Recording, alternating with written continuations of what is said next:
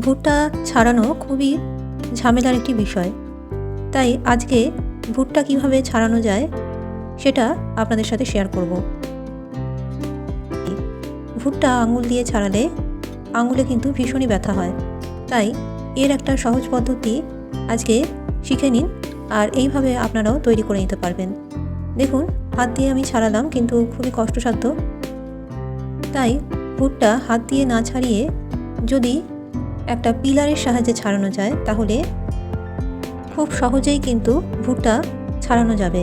দেখুন, পিলারের মুখের দিকটা যেহেতু ছুঁচুলো থাকে, সেই দিকটা দিয়েই কিন্তু আস্তে আস্তে ভুট্টার দানাগুলো ভুট্টা থেকে ছাড়ানো যাবে। ঠিক এইরকম প্রসেসে যদি বাড়িতে একবার ভুট্টা ছাড়িয়ে দেখেন তাহলে কিন্তু খুব সহজে আর খুব তাড়াতাড়ি ভুট্টার দানাগুলো ছেড়ে যাবে। আশা করি আজকের এই ভুট্টা দানা ছাড়ানোর যে পদ্ধতি আপনাদের দেখালাম অবশ্যই আপনারা বাড়িতে ট্রাই করবেন। দেখুন, কথা বলতে বলতেই কিন্তু ভুট্টার দানাগুলো আমি ছাড়িয়ে নিয়েছি ঠিক এইরকমভাবে।